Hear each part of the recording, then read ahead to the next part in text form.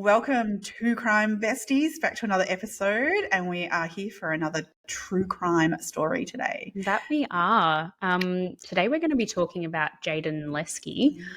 It's a really interesting case that happened in Victoria in the 1990s. So I've really enjoyed researching this one. It's been it's one that's fairly close to where we live. So it's been really interesting to find out some extra facts about it. It was one where I thought like there wasn't too much to it, and I mean I remember it occurring, and I was like this is fairly straightforward. But the more I got into it, there was more to it. Yeah, for sure. It's an interesting. Yeah, there were certainly things that I learnt when in researching this. So it's interesting. Yeah. But before we get into it, let's have a quick chat. What's been going on in your life? What's been happening in the last week or so? This week's not been too bad. Been a pretty crazy week, but I know you've been busy with We've lots been busy. of planning, etc. for a particular special person's birthday. That's right. My eldest son turns 10 next week, which is so exciting. I just can't believe blows my mind. We've been parents for decades. He's 10 years old and he's huge. Like he's tall. He's almost as tall as I am. He's the greatest human. I just adore him. I'm really impressed. They have a dress up day at school today, and it was the theme was Wear It Wild. I think it was a fundraiser for the RSPCA. Yeah. And this just speaks to his character. He's gone to school dressed as a flamingo. True Ollie style. True Ollie style, because he's already got the fully pink sneakers. He has fully pink socks, footy socks that he's worn up his legs, a pink tutu. When we were in Hawaii earlier in the year, he decided to buy himself a pink flamingo shirt. And then I found this amazing hat I think it was from Big W. Really? Oh my God, it is hilarious. It's a flamingo like sitting on top of his head. It's very, very funny. I might even pop a photo in the show notes. Well, I love that it's been like just the different emotions of the flamingo through the morning even. A serious flamingo, sitting in assembly. We've had crazy fun flamingo as he's got ready for the morning, and then disappointed flamingo when he's found his lunch wasn't the right one. I know. I just feel like that it was just so classic for him. Like this, I love it. I'm just obsessed. Yeah, one of our friends went to assembly this morning and sent us through a photo of him sitting there. The look on his face was hilarious, and then he's got this giant flamingo sitting on top of his head. True Ollie style. So he turns 10 next week, and I mean, what do you get a 10-year-old for their birthday? He wants, well, actually, I'll tell you what he asked for. He said, Mum, for my birthday this year, I just want a hamper of all my favourite things. I love that it's a hamper. A hamper? He's so bougie. He's so 10-year-old asks for a hamper of anything. I know. He just loves it, and all his favourite things. So he's got some lollies and some footy socks and footy cards. He wanted some like LED strip lighting for his bedroom. So that's in there. And then we also got him a watch, which is neon pink, orange, yellow. It's really cool. He's going to love that. Really Does he have any idea that's in there? Well, he's actually asked for it for the last few years. Really? So it's been on his list for a while. So I love that when you finally, when they think that they're never going to get it, and then you can just go, well, I am the greatest. I think he's going to absolutely love it. So, so that's kept us busy, and he's got a birthday party coming up. So he's doing splat ball, which is paintball, but it doesn't hurt for 10-year-olds. And I think some of the dads are more keen. I think the dads are going to go to town. I'm very excited. I want, details. Yeah. So, it's very exciting. Yeah, no, so much fun. And I mean, I love that that he just enjoys life, and he's going to love his party too for that. It's just awesome. He's just who he is. He's the best. Yeah. 10. I know. It's hard to believe. And I mean, you're not that long away until you're going to have a 10-year-old too. It's crazy. It does blow my mind. Yeah. Crazy. But, I mean, talking about our beautiful children, unfortunately, today's episode, we are going to be talking about some really horrible stuff towards a very young baby. So I think we better do a bit of a warning here around some of the content today, because it can be quite confronting. And we are certainly want to be very mindful of that and respectful, because it is such a young baby, and being mums ourselves, it can feel so much for Bilynda, the mother in this case. For certain, it's not something pleasant at all. So, heads up warning for some of the content today, and we'll dive in to Jaidyn Leskie. Okay, so Jaden was born on the 30th of April in 1996, and his parents were Bilynda Murphy. So spelling plays a part in this, but we'll get to that in a moment. And his father's name was Brett Leskie. The relationships in this case are so complex and intertwined.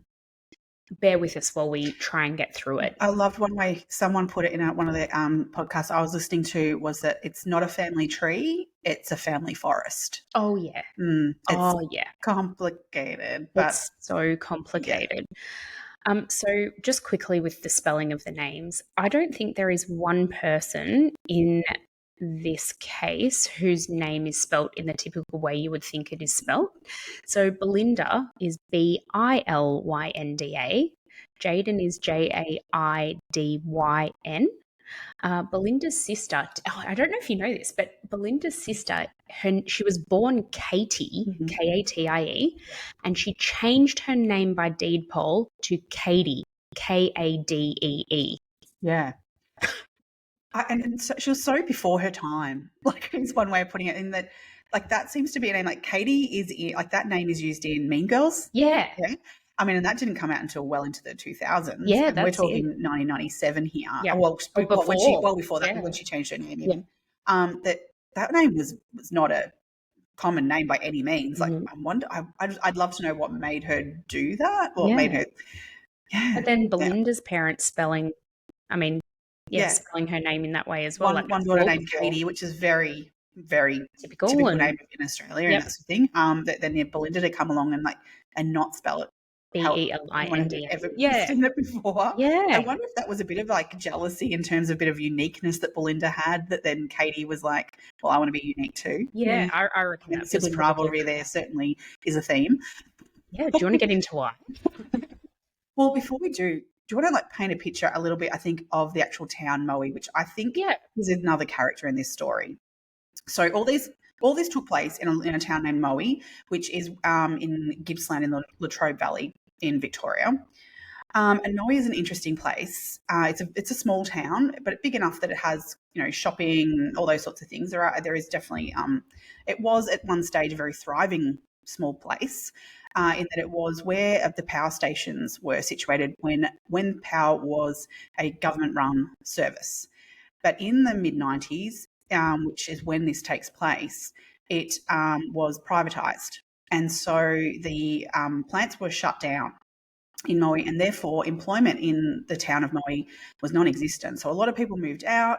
There was so minimal people there as the employment rate dropped massively, created a lot of issues around the town. But it meant that the demographic of the area changed a lot, in that in many ways the government had this grand idea as well, of that it seemed like since the housing prices dropped so dramatically, it was a great opportunity for the government to find cheap and free housing for single mothers. So it meant that the area grew in terms of people who were on a lot of government benefits, those sorts of things. But not only that, the area was due to the plant itself that's there, and the coal mining in the area for the electricity, there are a lot of health issues related to that as well. So people that are living in the area have been affected ongoing with these with health issues due to the thermal power plants, and due to the high levels of exposure from the pollution from the open cut mines. So another area of need in the town of Moe was also that there's been a decline in, there's been an increase in developmental delays in children. So children that are born in the area were at the school entry age, they was in around the 90s, etc. It was at about 15% of children starting school were starting with a developmental delay. Now, in comparison, the Australian average is 11%. And I looked at also the data from Casey Council, which would be kind of the nearest suburban area that I thought was a comparative area of more built up area, So not as rural as Moe, but a similar demographic, that it just borders on sort of to where you're heading towards Moe. Now, the average there is 8.2%. Of children with developmental delays. So comparing that to 15%, it's a huge difference. Massive difference, yeah. So there is clearly something in the water of Moe that's causing some health issues and also then ongoing developmental needs with children. So that sort of sets the scene of the kinds of people who live in Moe. Yep. So the characters then we meet in this story are some very, what we would call in Australia here, bogans. Totally. Yep. Yeah, I mean, I think it's just like widely accepted that Moe and the term bogan are synonymous. Especially after this case. Totally related. It became a media storm around it. Yeah. Became a bit of a show. Yeah.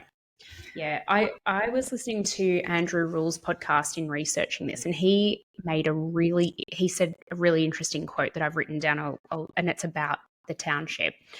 So he said, "It's not only the story of a battered baby, but of where he came from, a place of broken families and broken hearts, shattered trust and broken dreams." So I think, I mean, it really gets you, that quote, doesn't it? And he's so right. Like, it is a place of broken families, as you were saying. This is where there's a lot of housing commission families living there, a lot of single mums and their children, and that's kind of what the town has become and still is. I think I read that the population was something like 72% single mums. Yep. Like, that's incredibly high. That's a lot. Yeah. A lot. Yeah. Yeah. That's huge. So the characters in this case, we've got Bilynda Murphy, as I mentioned before, who was Jayden's mum, Brett Leskie, who was Jayden's dad, and Kadee kind of comes into the picture really early on, because Kadee was actually married to Brett Leskie first. I think almost to the day, to today. I don't know that. Well, yeah, they probably got divorced eventually, but during this period that we're focusing on here for the Leskies, Brett and Kadee were married, and he was engaged to Bilynda. Yeah. Up until not while this case was ongoing. Actually, they sort of split for good about 12 months, I think, before this all happened. But he was actually engaged to Bilynda. So Brett and Kadee were married, and then Kadee suspected that he was cheating on her and found out that he was actually cheating on her with Bilynda. She kind of knew that already, that it was her younger sister. I think there's 3 years or something between them. Yeah. So Brett and Bilynda were together for, I think, about 3 years. Yeah, so because Brett first showed on the scene when Bilynda was only 13. Yeah.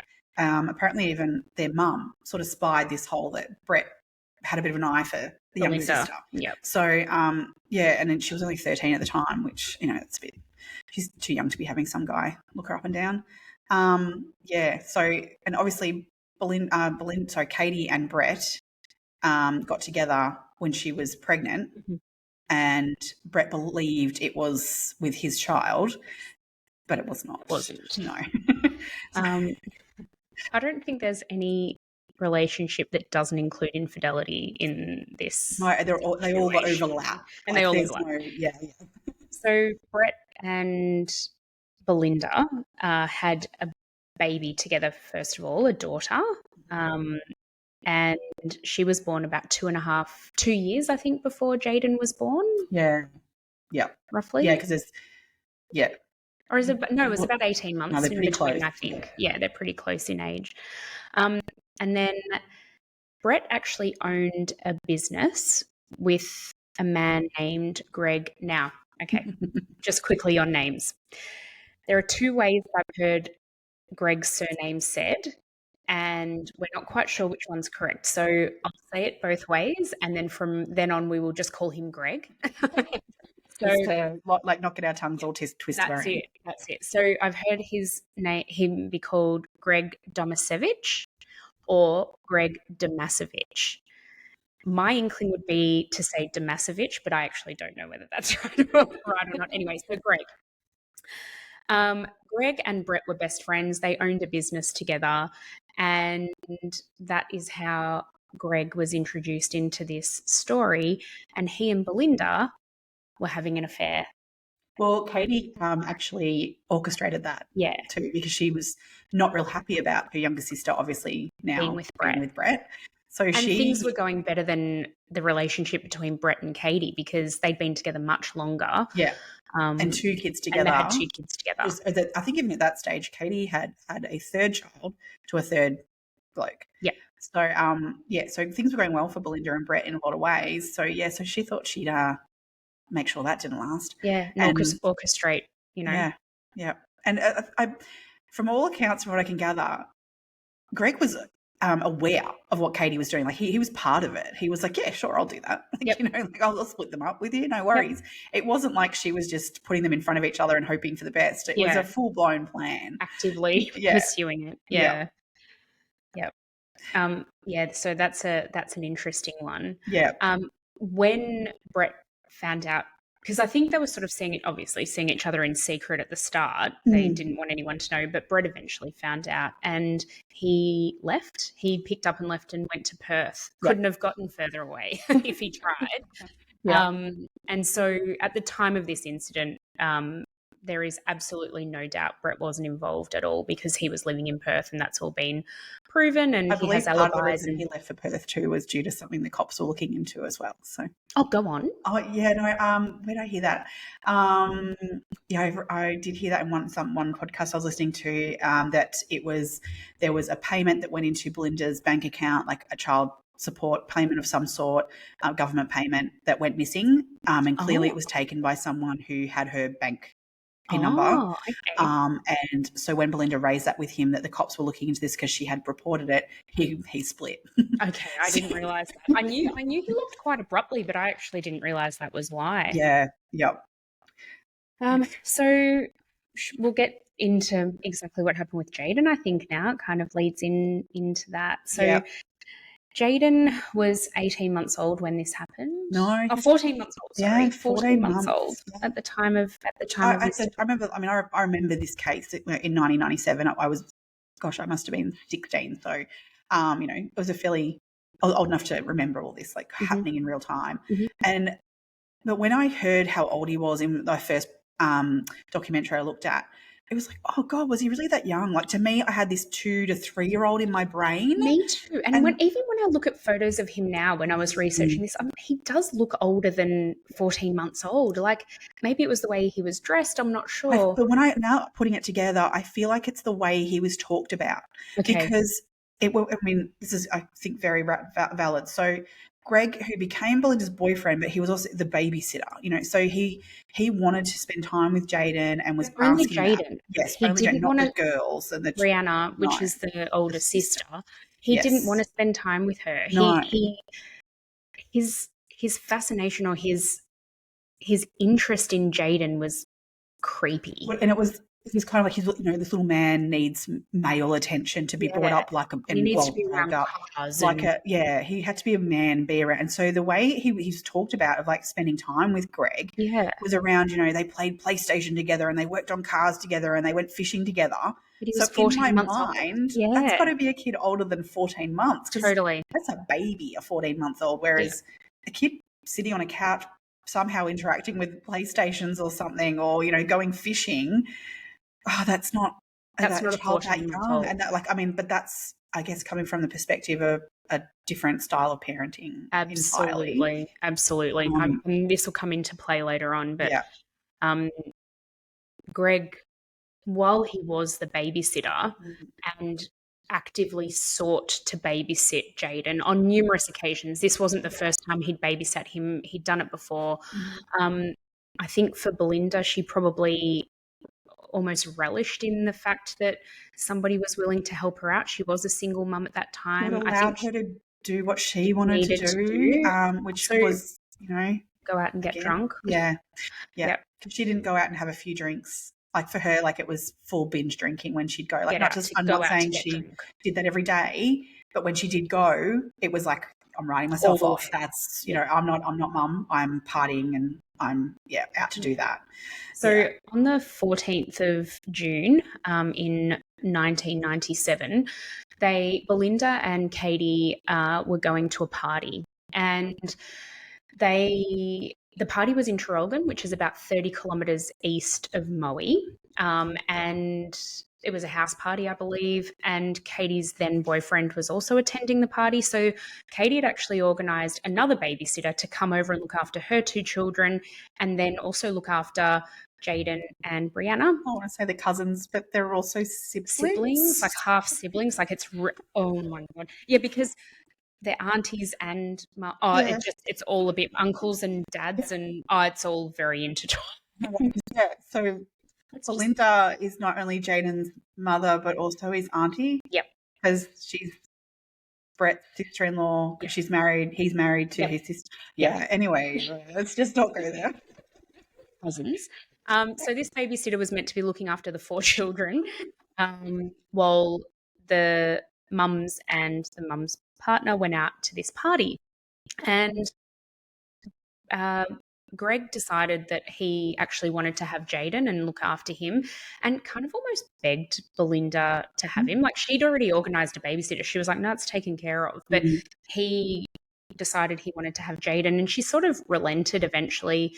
And so what ended up happening was she packed a bag for Jayden with some nappies, some clothes, some toys, a bottle, to kind of get him through, and said that Greg could have Jayden for a few hours. And then the idea was that he would drop Jayden to the babysitter, a few hours later, so that she could look after those 4 kids until, I guess, the following day or whatever it had been arranged. It has to be said, I mean, he was very keen to look after Jayden, but he'd previously babysat him and Jayden had been injured. From reports, there were physical abuse happening already to Jayden in those babysitting days. Yeah, so he'd been slapped across the face. Yeah. Someone he'd been witness pushing him over, and he would have barely been walking at 14 months. That's what got me. Like, he was pushing him over when he's like learning to walk and things. It was just it's crazy. Horrible. He also it was only a few days prior to this occurring, he had actually shaved Jayden's head it's disgusting. So Greg had a particular hairstyle, and of the 90s at the time, mullets were in, and he had shaved his head so that the front of it was a receding hairline similar to his own. I'm painting a beautiful picture of this man already. And then he had cut the back of it into like some shapes and things, triangles. He put triangles and squares into shaved it into the back of the back. Yeah, which becomes a little bit relevant later on too. Yeah, it does. Yeah, but he didn't treat him like a baby, that is for sure. Not at all. Bilynda was really angry at him for doing that too, and that I'm not blaming her at all, but it's interesting that she's then allowed him, because I think the incident with the haircut had only happened a few days before, hadn't it? I mean, I'm sorry, but who is letting their baby be left with a man who's just done that to their kid? And he's a 29-year-old man with no children of his own. I don't know. I'm sure she lives with the guilt of that every single day of her life. She would, of course, blame herself and wish she'd done things differently, but that's not the way it all panned out. Yeah. Yeah. So Bilynda and Kadee and her boyfriend left their home at about 8 p.m. to head for this party. And I think I think at that stage, Bilynda had assumed Jayden would have been dropped off to the babysitter, and she'd tried to call Greg and not been able to get through to him. But they decided to go on and go to the party anyway. But as soon as they got to Traralgon, to the house, she tried calling Greg again. And I think she said she tried calling him between 15 and 20 times between getting there and when she was actually able to get onto him, which I think was at about 10 p.m. Is that right? Yeah. Well, I think even she doesn't actually recall those phone calls. Yeah. With how much alcohol she'd consumed over the night, but the phone records show that. So she actually got through to him at 11 p.m. Yeah. That night. When she gets through to him at 11 p.m., he says to her, "Shit's happened," and that Jayden had burnt his bottom on a heater. and that he'd had to take him to a hospital.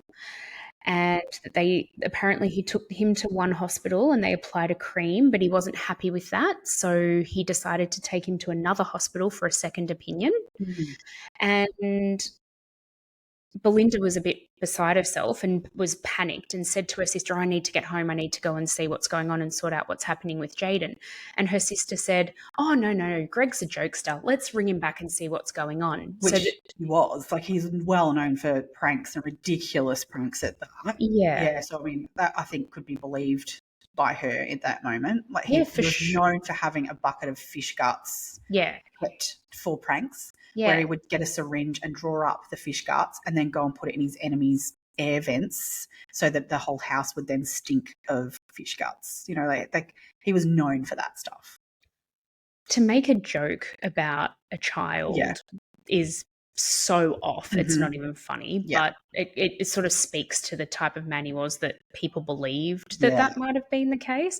So Kadee rings Greg back and he's like, no, it was just a joke. No, it's cool. Don't come back. And so I think they were sort of appeased by that and they were like, okay, well, Greg's being Greg. And they kept on partying. Oh yeah, kept on partying. And drinking. And partying. Yeah. Yeah. So between midnight and 1 a.m., so the next door neighbour of Greg's, she rang Greg earlier in the night to talk to him because she'd lent one of his friends money or something and Greg was going to pay her back. Something really weird, something like that. And she eventually got onto him. They had a chat and, you know, that kind of was the end of that. Between midnight and 1 a.m., that neighbour heard Greg's car start. And she is adamant to this day that it was between midnight and 1 a.m. And that's really important for the timeline of this story. It wasn't at 3 a.m. or between 2 and 3 a.m. when he went to pick Bilynda up from the party. It was definitely between midnight and 1 a.m. Yeah, which the phone calls also align, I think, with that, where there was more phone calls being called and no one answering. Yeah. So, I mean, yes, someone can be home ignoring a phone call, but it lines up that he wasn't answering phone calls at that time either. Yeah. That's it. Yeah. So at this stage, nobody knows what's happened between 1 a.m. and 2 or 3 o'clock in the morning when Bilynda rings Greg to pick her up from Traralgon. And he leaves, and his version of events is that he leaves Jayden on the couch in front of the heater, sleeping, and he leaves to pick Bilynda up from Ryan's bar, which is where they ended up after the house party in Traralgon. And he tells Bilynda at that point that Jayden is at Maryvale Hospital. Is that the one that was still being built? Yep. Didn't exist yet? Yep. Wasn't fully functional as a hospital. Certainly, I don't think at the time had an emergency department, so it's not something, you know, you couldn't just rock up there and be treated at whatever time of night. The other interesting thing, which I find this just to me screams of the fact that he's guilty, is that he actually took Bilynda's favourite drink, which is Jack Daniels, with him in the car and actively encouraged her to keep drinking. When they get home, on the way home, Bilynda, thinking that Jayden's in hospital, she says to Greg, you've got to take me to the hospital. Let's not go home. I need to go to the hospital. And he convinced her that she shouldn't go to the hospital because she was so inebriated it wouldn't look good. Yeah, he really manipulated her in that sense of, like, you know, that this wouldn't look good on you as a mother, like not on him for letting the child get injured on the heater, etc. Like, but this would look bad on you because you left the baby with me and you're drunk. And that's exactly right. Like, he's already starting to shift the blame. So he eventually convinces her to go home to his house with him, and they get there. And what has happened, Meg? The pig's head. This is where the story just goes bananas. Yeah, which is you know, this is where I think Moe really just comes to its forefront. That this isn't this is like one thing's happening, which is bad, which then is thrown entirely over another bit of stupidity, really, at the end of the day. So there is another lot of people we need to introduce at this point. Yeah. So Greg was seeing a girl prior to Bilynda of the name of Yvonne Penfold. And then he was pretty obsessed with Yvonne. He was he wanted to maintain that relationship, but and did maintain it. They were having an affair. Yeah. But she was pretty done, but more so than her being done, her brother was done with this relationship, Kenny Penfold. So Kenny had decided that that's it. No more of this Greg business. Because he wasn't only just a bit of a weirdo, he was abusive towards Yvonne as well. Yeah, I think forensically, when they did a forensic sweep of Greg's house after Jayden's disappearance, they actually found Yvonne's blood in his bathroom. Yeah. Which was, just goes to show that he'd obviously been physically abusive and had caused substantial injury to her in his house previously. Yeah. So Kenny had decided he wanted some revenge on Greg and to ensure that this relationship was done with his sister. Yep.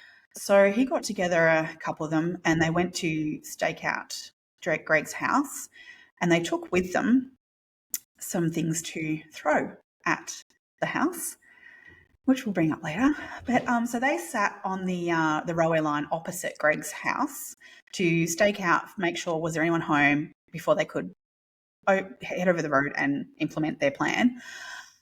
So whilst they sat on the side of the railway line waiting for Greg to leave the house, this is gold. So because this became quite an issue of like who did this, the cops were looking at why this occurred. Oh, where do I even start? I know. Let's move forward. So they're sitting on the railway line, waiting for him to leave. They see him leave and they go for it. They go across the road and they throw at his house a pig's head. So this smashes a window. No, they tried to use the pig's head to smash a window. It turns out you can't use a pig's head to smash a window. Oh, I did not know yes, this. apparently it ricocheted. Put that in my back pocket, remind me of the later. Just FYI, if you ever want to smash a window, don't use a pig's head. They tried twice and it didn't break the window, so they picked up rocks and threw rocks to break the window. And the pig's head was actually found in the front yard. Because it hadn't quite, gone through the window. Sorry, keep going. And the pig's head is relevant in that apparently Greg him and Yvonne had actually got a pig to fatten it up and, to have, and so they had it like as a pet to then fatten up and kill and have for later. So that's why they decided to use a pig's head. I think they'd gone and done this to the pig, and obviously they had it hanging in their bathroom to then do what they need to do to slaughter a pig, but took the head and decided to throw that at his house. So in the cops needing to rule out then what their part in this was, of like, did they then smash that front window and then abduct Jayden? When the cops spoke to them, Kenny very politely let them know that there's evidence to show that where he was and what he was doing that evening. And so he took the police over to the railway line to show them, as one journalist put it, the solid evidence of him being on the railway line. So this solid evidence, I love Australia, and this is why, because every podcast I've listened to have described this in a different way, and the wording is just gold. I love it. It's perfection. So as I said, his solid evidence that was over on the railway line was also described as a petrified pile of feces. Okay. Said turd. I was hoping turd would be in there. What Kenny had done is a shit as he was waiting out to throw this pig's head. And then when you got to go, you got to go. You got to go when you got to go when you don't even have toilet paper. So instead of using toilet paper, obviously, he ripped off the pocket of his shirt and wiped his ass with that. I mean, surely that it wouldn't have been clean. It wouldn't have been clean. But you know what? Probably lucky for him he did that because it showed timeline. It showed that the way that they were actually where they said they were when they said they were there. They weren't lying. They were fessing up to this crime entirely. Yeah. And they just chose the wrong night to do what they did. It I was think just ultimately, yes, that's what I mean. Obviously, you know, in the trial, it was tried to be put forward that these two things were related. When unfortunately, you at look the at it end, and you think, how could it not be how could it related? not be? But Yeah, my I mean, belief a is that they pig's head weren't. in a garden bed and a kid missing. Many From the people same house. put Yeah. those things together, whereas these things were, unfortunately, to me, seem to be completely I unrelated. fully agree. It was just bad timing for Very. Kadee to decide tonight's the night we're going to get Greg. Yeah. Yeah. So that's the side note of that occurs. Just I love a good turd side note. too many cases we get a turd side note, but let's take it when we get it. So after coming home to the shattered window and pig's head in the front yard, Greg convinces Bilynda to be taken home. Like he insists on taking her back to her place, and he does so. And that happened at about 3:35 a.m. Yeah. And as he was driving home from dropping Bilynda home, now just very quickly as well, she was so intoxicated at this time. Apparently, she just went home and went straight to sleep. She completely passed out. Yeah. So she was probably not even with it enough to have the thought to figure out where Jayden was. And Greg had pretty much said that he was still in hospital and being cared for by the doctors and nurses. So she probably felt like he was in the best place for him at the time. Whether or not she even had the forethought to think that through, I don't know. I don't know that she could have. I don't think she was capable of that at the point, to be honest. She needed to sleep it off. Sleep it off. Yep. Yeah. So that's exactly what she did. Went to sleep on her couch. On the way home from dropping Bilynda, and he was headed back to his place, Greg was pulled over by the cops. Now, let's just put into context where he's at by his account at this time. He's had a pig's head thrown at his house and windows smashed. He's been looking after a child who is now in hospital with an injury. He gets pulled over by this cop because he was speeding. He was breathalyzed, and he wasn't over. He hadn't been drinking. Only doing cones. Yeah. No drinking. But at that stage, drug testing wasn't available, so it was a breatho or nothing. Yep. And he didn't mention any of that to the cop who pulled him over.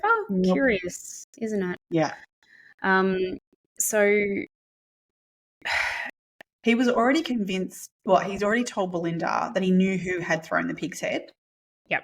And he had when he saw that, he did rummage through the house and look through cupboards and things like that. And he states to this day that he was doing that because he thought that maybe Jayden had gone and hidden somewhere, been scared by these people who had thrown the pig's head. And so I think... I guess, yeah. Yeah. I mean, his account of what actually happened once they figured out that Jayden hadn't been taken to a hospital was that he'd just left Jayden asleep on the couch when he went to pick Bilynda up. Yeah. So as he's concocting this cock and bull story as time goes on. I mean, I think for him, when he came home to see the pig's head, he was like, "Oh, you beauty, this gives me an excuse." Yeah. This gives me, and he's over time tried. I mean, I don't think he's the smartest tool in the shed, that's taken him a while, and he's come up with several iterations of this story. But he's used that to his advantage. Yeah. And at 5 o'clock in the morning, he goes over to Bilynda's house, wakes her up and says, "Oh my God, I have to tell you, Jayden's been kidnapped. He's not in hospital. I didn't want to worry you. I thought I'd find him." So they go straight to the police station and report Jayden missing. To which Bilynda even says to the police at that point, "Oh, this is just, Greg making up stories again and playing pranks and stuff. He's fine. He's at the hospital." Because at this point she would have still been drunk. I mean, let's be honest. Sure. This was an hour and a half after she's passed out on the couch. Yeah, she's had that many bourbons, and it's she's out. She's not with it enough. And even her own words are that it didn't really sink in for her until later in that day when it was a news story. Where she heard, that this baby's gone missing in Moe, that it registered for her of like, oh my God, he's been abducted. He's not at hospital. Because her story to the cops the whole time, she's so bamboozled and confused of like, no, he's in hospital. You need to go and get him from the hospital. I don't know why I'm here telling you that he's been abducted. That's Greg's stupid story he's telling, but he's at the hospital. Because that's what you'd want to believe. You couldn't you couldn't probably fathom the thought that the person that you trusted to look after your child had You wouldn't done want something to so believe that, would you? Like, no, that makes it somehow your fault too. Yeah, for sure. Yeah, yeah, for sure. yeah. I mean, it's so incredibly tragic, but it was interesting when he was pulled over by the cops. They noticed he was a bit damp. Yeah, at that point they didn't realise Why or what why. was going But on. having said that it still doesn't marry up with the timeline, because when did he get out? When did he get wet? Like, it doesn't, because so what the cop's story now, or after the fact, is that they think that when he got pulled over, Jayden was probably in the boot. Yeah. Yeah. Yeah. And that can you imagine being the cop that had pulled him over, knowing that that's what the theory was? I mean, he wouldn't. I mean, you wouldn't would think to go, oh, let me check your boot because you might have a toddler in there. Yeah.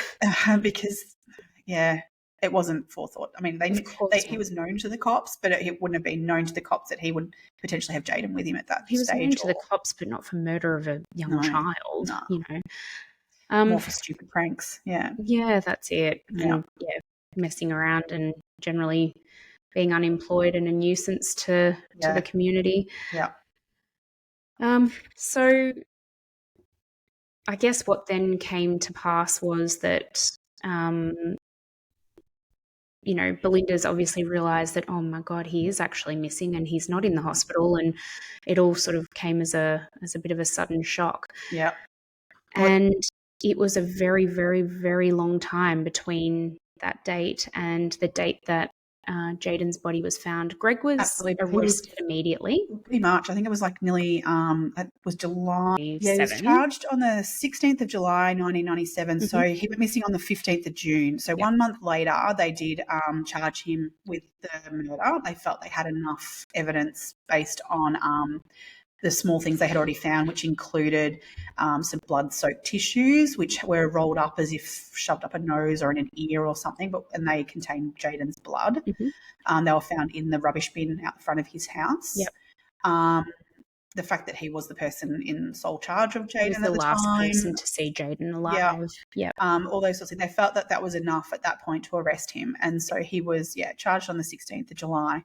It's worth noting that they didn't have a body yet. Yeah. No, it was worth noting as well that it was all circumstantial evidence. They didn't have any hard evidence at this point. No.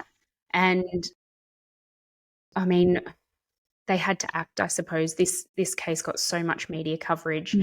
There was a lot of pressure from the community for this case to be solved. So Greg was actually charged in the July, and it wasn't until the 1st of January of the following year of 1998 that Jayden's body was found. And I believe that the circumstances around that were it was so incredibly lucky. There would have been his body was found in Blue Rock Dam, and which is I think about 18 kilometres outside of Maui. And a family was picnicking by the lake or by the dam, and it was just one of those instances in time. I think it was a fairly remote area. Not many people frequented that spot. And there was a less than 24-hour period where the coroner has said that the body would have floated to the top before then sinking again. Just due to temperatures. Yes. And that summer had been particularly cool at that stage. It was only just warming up. So it was just literally everything aligned to ensure there was someone there to see it in that short period of time. The temperature was just right. It was, the coroner said that due to the really cold winter and the fact that it hadn't yet warmed up into summer temperatures, Jayden's body was quite well preserved.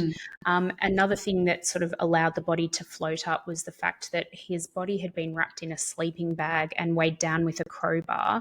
And it looks as though from the evidence of the sleeping bags, once it was looked into, that the fish had actually eaten a lot of the stitching away. And so that sort of released the body from the bag and he was able to float to the surface. His body was obviously, the family raised the alarm. His body was identified, and apparently he was quite easily visually identified. So that goes to show just how well, after 6 odd months in the water, how well his body was preserved. Well, there was a question mark at one stage over that of like whether or not he had been alive for a period of time before being thrown in the dam. And one of the things they did look at was the length of his hair. Yeah. And it was thought that his hair was longer than when it was prior to Bilynda leaving him, because he, as we said, he had had the haircut from Greg. And she thought his hair looked longer. Yep. But and so it turns did out it was Kadee. just because it was wet. Yeah. So it did look longer. But and they also said that the skin kind of recedes a little bit, and because there's no blood, you know, necessarily left in the body, it can make features look more pronounced or hair look longer. Yeah. So I think that was found to be a moot point. But I know the defence definitely used that as one of the things that sort of dispelled, or that I guess supported their case. Try and put the doubt in the jury's mind. That's absolutely. It. Yeah. Yeah. So they, with the body in the lake, they sent police divers in to see what else they could retrieve. And they found, so along with Jayden's body, they found the sleeping bag that I was just talking about that he'd been wrapped in, the crowbar, which was proven to be Greg's eventually, that had come from his house. They found baby boots, a bottle, a bib. There was some evidence to show that they tried to forensically test and look for DNA on, especially on the bib and the bottle. Unfortunately, the DNA evidence wasn't conclusive. There was also there was blood found on the bib that was shown at the time to be from an unknown female donor. Mm-hmm. So again, the defence used that in their case, but it was later proven that there was actually just cross-contamination from an error in the laboratory processes. So that was actually dispelled, and the DNA evidence just couldn't be used. But unfortunately, that was found out after the trial. It was found out during the inquest. And due to double jeopardy laws in Victoria, once Greg had been found not guilty of this crime, which is what eventuated, he couldn't be tried for it again. So again now. Well, things have changed now.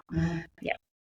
If there's new, fresh and compelling evidence, that definitely can come into play. But I think that's not going to happen necessarily in this case with those particular pieces of evidence. Not that wouldn't bring anything more forward. No. I mean, the other thing was with the bib.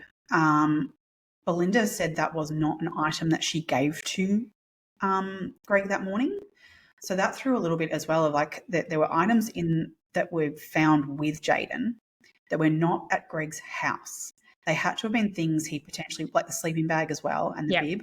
I believe they think that he has gone back to Bilynda's house and quite possibly when he took her home or whatever, grabbed a couple of extra things to be able to put it all together and put the body in the dam. So there's more evidence that it wasn't someone else, because it was someone who had access to Bilynda's house in that time period to gather those things as well. So, and that also then supports the theory that he disposed of Jayden's body after dropping Bilynda and before going back to her at 5 a.m. So at some point between 3:30 and 5:15 when he got back to Bilynda's house, he's disposed of Jayden's body. And I mean, the cops sort of said that it's a tight timeline, and it's part of like what the defence used against them as well, because it is a very tight timeline. That if you put it together from the 3:35 being pulled over by the police after just dropping Bilynda, he then has to have gone back to his house, gathered things, driven from there, which is then a roughly 15-minute drive out to Blue Rock Dam. Waded out into the water, and to be able to put Jayden where he was in the water, he would have to have waded out waist deep into the water to put the body there, back in again, got in the car, another 15-minute drive back to his house, got rid of those wet clothes, taken them off, which there was wet clothing found in the washing basket, which unfortunately were not tested at all, but it was cited that there was wet clothing. So could that have just been from who knows what? But there was wet clothing there. So removed all of that, got dressed again, all those things, got back in his car, and then driven back to Bilynda's by 4:45ish to tell her, actually, we need to go to the cops because Jayden's missing. He's not at the hospital, to then be at the police station by 5 a.m. Yeah. So it's a tight timeline, but it's doable. It's doable. Yeah. Yeah. Yeah. The other thing worth noting is that the cops also found $600 worth of wet notes, banknotes, under his mattress drying out. Yeah. Now, a couple of things that makes, I mean, I've got many questions. I know, I've got so many questions. If you know you're wading out into water to dispose of a body, why would you keep a wallet with that much money in it in your pocket? But then he was probably, mate. Questions never end. What was he? Yeah. He'd actually given Bilynda like $70 that night, apparently, too, and said to her, "Go out and have a great time." So yeah, God only knows where he got this money from. Yeah. He wasn't working at the time. No, he didn't have a job. Yeah. I think it's interesting. The prosecution's case was that. So while he was in prison awaiting the trial, he supposedly confessed to several inmates about the crime and about what he'd done. And one of the inmates, who had nothing to gain from telling this story, because he was due to be released anyway, there was no benefit to him to... Well, it's actually approached him, not the other way around, whereas I think there were 3 that came forward. Yes. 2 of them are questionable. Yeah. The third one is credible. Yeah, because he had nothing to gain from telling it. And as you said, the cops went to him, not the other way around. Yeah. And he said that Greg had said to him that that he was working on his car in the backyard and the car was up on blocks. And on Jack's, was it? Jack. Well, okay. Yeah. There's it. Yeah. And that the car's fallen and hit Jayden somehow. Yeah. And like fallen onto Jayden. Now, I've seen an interview with Greg, and this was a fairly recent-ish interview where he goes, "Well, it couldn't have been that the car was on blocks because I had it on a ramp." I'm like, oh my God. So I immediately went to go and find the crime scene photos. Yep. After hearing that exact interview of him saying that it wasn't even on Jack, it was on ramps. So the crime scene photo from that day, like that exact, from the 15th of June, when they took photos off his garage, I cannot see any evidence of any ramps. So the car is sitting there on the ground. Yes. So Jack's is the only option here because there's no ramp. I'm assuming like a ramp for a car would be made out of metal. Metal of some sort. And it'd be heavy to move around. Like it would be a construction of some sort sitting there. You'd be able to see in those photos. This car is on that ground. There is nothing even in the garage. You can see that he's got some ramps, that he's moved them to the side or anywhere else. It's a very clear photo of the car. So I know I sort of looked at that and went, I mean, this guy does not tell the truth at any point. His story changed a million times over. But at that point in that interview, I was like, if he's lying about that to this point where all these years, and I remember hearing that back in 1997, that the car had fallen off the jacks. And apparently that had done that to him at one stage and he had injured himself. That makes a lot of sense to the injuries on Jayden. He had a very severely broken arm in the autopsy, and a skull fracture. And a skull fracture too, which is what actually killed him. Yeah. But there was talk of that. At the time, the theory was that that Jax had fallen and crushed his arm, to which he then couldn't get the baby to stop crying and all these sorts of things. And that's when he's maybe hit him with the crowbar to stop him crying and. That's what he's actually I think the other thing worth noting is on autopsy, they also found that there was a drug in Jayden's system that was used to treat Parkinson's disease. Yeah. I query where that would have come from who've had that on hand. I think it's still not known to this day how he had it. But it marries up with the whole theory of there being an injury that's so severe that he's like, I'll drug this kid up to so that then maybe Bilynda finds him tomorrow morning kind of going, oh, he's got a broken arm. How do you do that? Maybe it was my fault. Yep. But obviously that wouldn't have worked with the severe break that it was. The baby would have still been crying or whatever, upset. Mm-hmm. And it's then escalated that he's done more to the baby. Yeah, and drugged him. Yeah. So apparently the drug can cause hallucinations and like out-of-body experiences, especially in the doses that was given to him. The other thing I found really interesting about the autopsy report is the contents of Jayden's stomach. So this is a 14-month-old child. Okay? At 14 months old, I would say a lot of kids are probably still eating, family type foods. They might be starting on a little sandwich, or they're eating little rice crackers. They're eating fruit. The only things that were found in Jayden's stomach were hot chips and Coca-Cola. The Coca-Cola was even found in a bottle, like at the house, I think. So for somebody who was so keen to look after a child, he certainly didn't have the skill set or the knowledge behind the needs of a 14-month-old to be able to take that on. Anyway, I just thought that was interesting. Interesting to note. So the injury sustained to Jayden, I mean, as you just said before, the injury to his head, the skull fracture, was his ultimate cause of death. The arm fracture had been attempted to be sort of bandaged up. Had like a wood splint, yeah. And I believe a loose fitting bandage by the time they found him. But that's where I feel like there is weight to that whole theory of one injury occurring, him sort of going, I can fix that. Yeah. And it not going to plan and then going, what else do I do here? Yeah. Instead of taking him to get the medical attention needed at the time. I mean, I just think it was an accident, possibly the first incident. Like if it was a broken arm, I mean, as horrible as it sounds, these things do happen, and it's not, necessarily an intentional cause. But then Greg's actions were certainly with the intent, to cover it up. It's not like he had Jayden's best interests at heart and Jayden's needs at heart. He's cared more about protecting himself than seeking help. And had he just taken Jayden to hospital with a broken arm, I'm sure questions would have been asked. I'm sure, it's possible Bilynda never would have wanted to have anything else to do with him. But Jayden would still be alive today if he'd done that. Yep. In my opinion. Yes. Yep. I agree. And because the other bit of evidence that was found too, which marries up with his story, which is where we get, I think there's elements of truth to what he said and all this in that. But there was also a bit of skin found on the heater.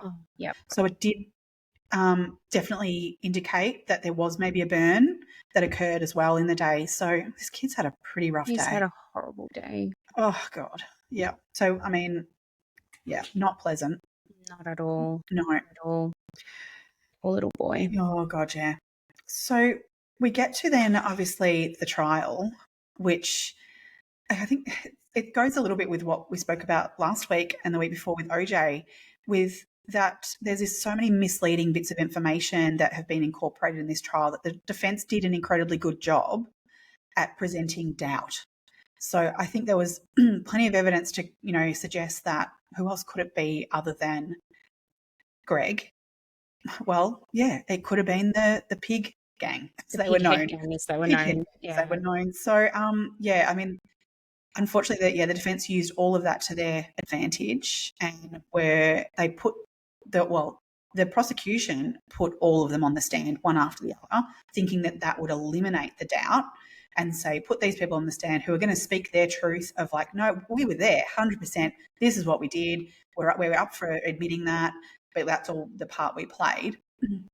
Even to the point where Penny Penfold actually admitted that the hole in the window, the cops looked at that and said there's no way someone could have climbed through that window and gotten in and taken Jayden because of the jagged glass, that things would have been more, if they'd gone in through that way, the glass would have been split in it, they would have cut themselves potentially. And there was no other sign of forced entry or anything into his curtains would have been moved and therefore things would have been knocked over and things weren't. However, they didn't fingerprint, which could have eliminated that again, that they weren't fingerprints of theirs in the house. So that's disappointing on the behalf of the cops, I think. However, they put them on the stand and yet they told their truth, all these things. And he even said, sorry, I was going with that.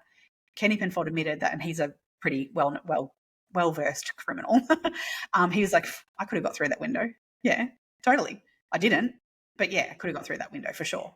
So, I mean, he was certainly not up there to lie. He was there to tell truth and not hide anything. But the defence, what he did was he used this boganism to his advantage, I guess, and he riled them up on the stand, and to the point where apparently they were banging on tabletops, and yelling. And I mean, they were fairly easily set off, these people. They were sort of people who you could very easily, fire them up to the point of aggression, to then put into the jury's mind, well, these are aggressive people, fairly easily aggressive people. Why couldn't we then jump to they could take a baby and do some pretty awful things to him? Yeah.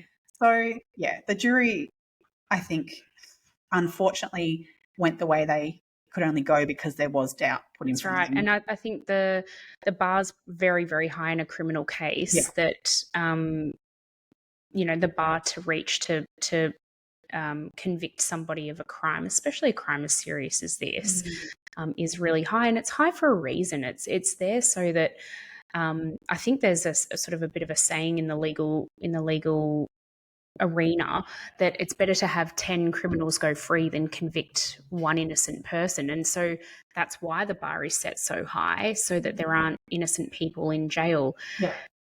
As a community member, I find that really uncomfortable.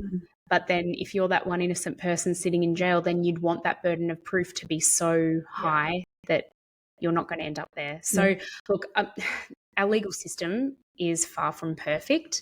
Obviously, because there's criminals walking around here, there, and everywhere, and I mean, there's so many things we could get into with that.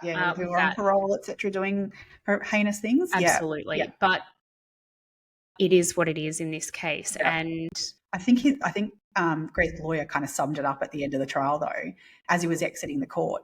So the journalist asked him, "How do you feel about your client being found innocent today?" And he said he was not found innocent. He was found not guilty. There's a big difference. Yep. So I feel like he's almost admitting to the fact that he knows. He probably did stuff, but you haven't proved your case enough. Yep. And so he goes free. Yeah. And look, as much as I think that sounds terrible, that a man who is quite clearly, guilty of this crime has gone free, as you said earlier, quite possibly this was a case of an accident. Yep. Gone entirely wrong, taken too far. If he had only gone to the, and admitted that there was an accident, he would have potentially then been charged with manslaughter rather than murder. Yep.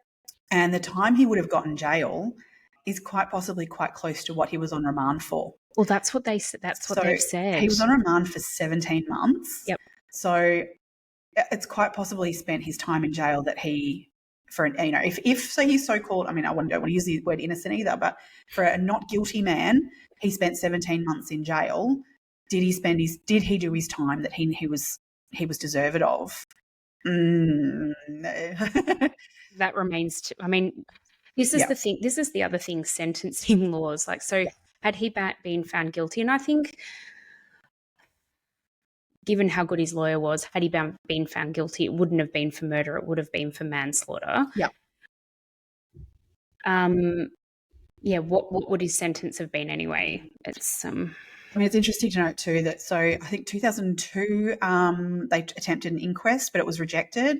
2006 they did do an inquest, and in that inquest it was found that it was highly likely that Greg was in some way responsible for Jayden's death. Yep. But it was actually found pretty much unequivocally that he certainly did dispose of Jayden's body, which one without the other sort of don't go. So I found that really interesting because why would they find, I don't know, I couldn't actually find the reasoning. You actually can read the entire finding, which is 92 pages long. So I didn't read the whole thing. Why not? To be completely fair. But I find that really interesting that on the balance of probability, they found that he was involved potentially in Jayden's death, but that he definitely disposed of the body. Yeah. What he actually said was he contributed to the death and that he likely disposed of the body. Yeah. So, yeah. I mean, at the end of the day here, unfortunately, I think Jayden's death is a culmination of poor parenting. Yeah. Is that awful of me to say? No, it's not, because I think there was so many points here where things could have been intervened to avoid a death of a beautiful baby boy. Yeah. Yeah. Yep. He would have been 28 years old now. So the thought of that, whole life. His whole life has just gone. Yeah. On what would have been his 18th birthday, Bilynda wrote a letter to him that she's actually only shared in a couple of places. So if you look for it, you can find it. It's a really heart-wrenching and heartbreaking letter. Is this a letter to Greg or to Jayden? As in, it's to Greg on Jayden's 18th birthday. Yeah. She basically outlines the fact that she's lost everything in losing Jayden. She's lost her entire family. So I'm assuming relationships have been completely fractured since. I mean, the grieving of a parent who's lost a child, I cannot even fathom it. It would ruin your life. You could never. You are living with that you have to live with that for the rest of your life. Yeah. She says in the letter that she wakes up every day and thinks of him. She goes to sleep every night and often cries herself to sleep thinking of him and what he would be and what would be, happening for him in his life at the time. The thing that I found really heart-wrenching about the letter, though, she says at the end of it, please write down what you have done and give it to somebody who can let us know once you're dead. Yep. I need to know. Because he lied so much. It's so muddy now what the truth is, because throughout this he changed his story so much, and none of it's obviously truth. I don't think there's any, but there's elements of truth. But then where are those bits of truth you can try and piece together becomes so complicated. Have you seen that interview with him? I think it was a Channel 9 program. Was that the Under Investigation with Liz Hayes? Yes. Yeah, I did. Yeah. I don't think that he would have the brain cells to even be able to recall what happened. Like, I think he interviewed himself enough. He has. And had done enough drugs over the time to just completely write himself off. I don't think he'd have the frame of mind or have the ability to get his thoughts down on paper. No.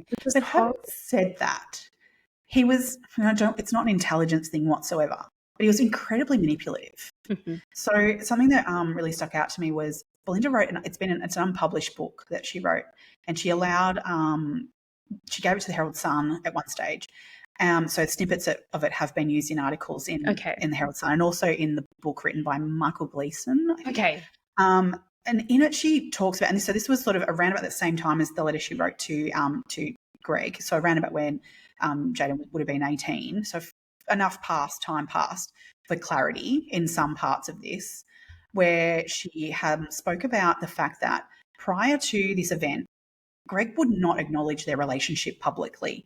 He would not, show affection in public. He would not speak to anyone as if she was a girlfriend. He didn't want anyone knowing they were together. And he used to call her like Leskie's ex-missus. Yeah, it was just always. Like he would never refer. Yeah, absolutely. But then the day he came home he literally walked from the police station into her formally house, interviewed. About this. He walked into the house and immediately embraced her and hugged her. And she said that was the first time he'd ever done that. And then beyond that, publicly, he then continued to call her his girlfriend and be affectionate. And they even, there's interviews of the two of them together, and things like that shown where he is touching her, So it was a real manipulation of like, she in her own mind was like, this asshole's done it. And then he comes home from that interview so embracingly of her that she was like, well, how then? He's clearly an innocent man, because otherwise if he had done it, he wouldn't want to speak to me and wouldn't be this affectionate. And so it spun her out to kind of go, oh, well, maybe he didn't do it. So what a bloody head fuck. Oh, massively so. And I can feel empathy for that, of that manipulation from him, of then using her in that situation. She was at the most vulnerable moment in her life when that happened. Her child was missing at that point. Yeah. She had no idea what had happened. She hadn't had a straight story from him. In fact, she'd had multiple stories from him. She didn't know what was going on. She even tested him at one point, saying to him, would you like me to lie for you in the trial? And she is expecting him to come back with, oh, yeah, like, tell him this, like, and he didn't. He responded with, oh, no, the truth needs to be said. You just tell them exactly what you know and what you don't know. I think that's because his lawyer had already spun what he was going to spin, and he thought he'd get off. Yeah, but like for Bilynda sitting there, she was like, well, he didn't take the bait. That's so right, it convinced her. Maybe he is innocent. Like, yeah. I see those interviews, I've watched those interviews of them together, and knowing what we know now, you can look at them in a bit of a different light, I suppose. And now that all of the evidence has come out, those interviews were done before Jayden's body had been found. Yeah. And I wonder what Bilynda thinks when she looks at that now. Yeah, me too. Like, I mean, she's moved on and, got a great life. She's got 4 kids now to another man, and she's married. Yeah. So she's living, I mean, she's living a much better life than she was ever with Greg, that's for sure. And I'm really, really happy for her in that. But yeah, this is something she'll live with forever. And that the questions over what happened to him will forever be, which is so sad. So very sad. She was part of the group that got together and lobbied the government to change those double jeopardy laws, which will now allow, look, if there's significant evidence that comes forward, if he goes blabbing his mouth to someone and someone comes forward, then he could be tried again. So if there's significant enough evidence. Yeah. So, I mean, we can only keep fingers crossed that something happens for her sake to know then what the real truth is.